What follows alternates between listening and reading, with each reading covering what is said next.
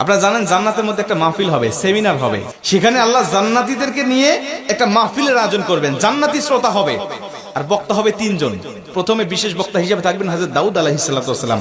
দাউদ আলাইহিস সালামের কুরআন নাজিল হয় নাই, দাউদ নবী কোনোদিন কুরআন পড়েও নাই। তারপরে আল্লাহ সেদিন তাকে ইলম দিবেন, তিনি দাউদ নবী সূরা তোহা থেকে তেলাওয়াত করবেন। তাফসীরে এসেছে দাউদ নবী যখন কুরআন থেকে তেলাওয়াত করবেন তার একটা গলা থেকে, একটা কণ্ঠ থেকে 80 রকম সুর বের হতে থাকবে।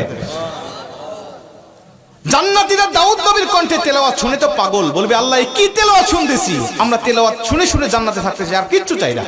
আল্লাহ বলবে এর থেকে কি সুমধুর তেলাওয়াত শুনতে চাও না? জান্নাতীরা বলবে আল্লাহ এর থেকে সুমধুর তেলাওয়াত হতে পারে, আমাদের আর বিশ্বাস হয় না। আল্লাহ বলবে কেন বিশ্বাস হয় না?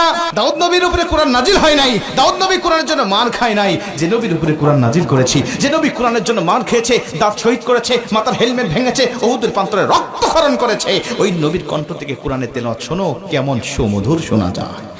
আমার নবী যখন সূরা ইয়াসিন থেকে তেলাওয়াত করবেন জান্নাতীরা তো পাগল হয়ে যাবে, বলবে আল্লাহ কোনো হুর চাই না, কোনো গিলমান চাই না, কোনো নাজ নিয়ামত, কোনো শরাব, কোনো ঝর্ণা, কোনো কিচ্ছু চাই না। আল্লাহ শুধু নবীর কণ্ঠে তেলাওয়াত শুনে জান্নাতে হাজার হাজার বছর আমরা কাটিয়ে দিতে চাই।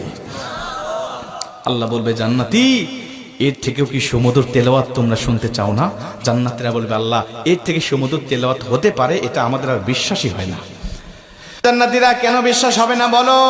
আমার নবীকে কণ্ঠ দিয়েছি আমি আল্লাহ নিজে, আমার দাউদকে কণ্ঠ দিয়েছি আমি আল্লাহ নিজে, কিন্তু আমার গলায় কত কণ্ঠ রেখে দিয়েছি জানো না? আমি আল্লাহ নিজের কণ্ঠকে ওজার করে এখন তোমাদেরকে সূরা রহমান থেকে তেলাওয়াত করে শোনাতে চাই।